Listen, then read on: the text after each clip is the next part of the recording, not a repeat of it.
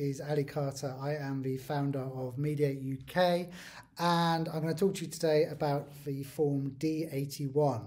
Form D81 is called a statement in support of a consent order for a financial remedy.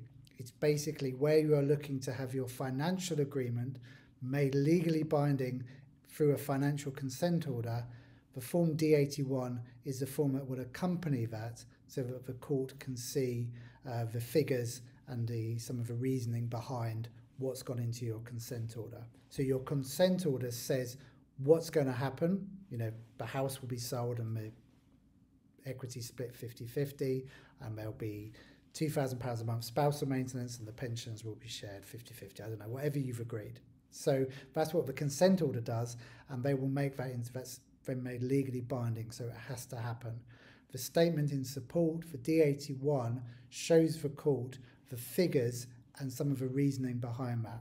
So when they made the no-fault divorce law, it became far easier to actually undo a marriage, to get divorced. At the same time, they more than doubled the number of pages in the D81. So you have to fill out a lot more information now. The key parts are, you obviously fill out your details, your children's details, and so on and so forth. You have to list in there every asset that you currently have, the total value of that, and then you have to list in there all sources of income as well. So if you did a Form E or a financial disclosure, you might have, I don't know, assets in 10 different banks, and they're £1,000 in each bank, and therefore the total is £10,000. So your Form E or your disclosure will list out those 10 bank accounts, the last 4 digits and how much is in there. And on the D81, you put the totals of that. So your assets in this case would be £10,000. It then looks at all income from every source, whether you get any additional benefits, whether you're getting spousal maintenance, child maintenance, all those things, you need to include them. And then you put in there what the effects will be of the consent order on those assets and on that income as well. So that the court can see the before, the consent order says what's going to happen, and then they can see the after as well.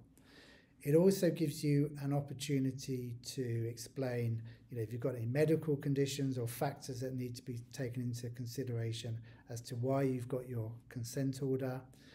And it also, you can put in there details if you're doing any pension sharing as well. So it goes into a lot of detail. You can do it yourself. My recommendation would be don't, but I appreciate money is tight. But if you can get a solicitor or someone who's qualified to complete that, it is a fairly difficult form, and you want to be making sure you get this right. The key thing, the part that gets everyone on the D81, is the figures have to be up to date. So if you've started, I don't know, mediation, for example, don't know why I would think of that as an example, and you started in January 23, and you did your disclosures, and you got all the figures, and time dragged on, and there was some coming and going, but you eventually got to an agreement by the end of the year, and in December you're filling out your D81. Unless the figures are exactly the same as what was agreed back in January, if they've changed, you have to update it on the D81.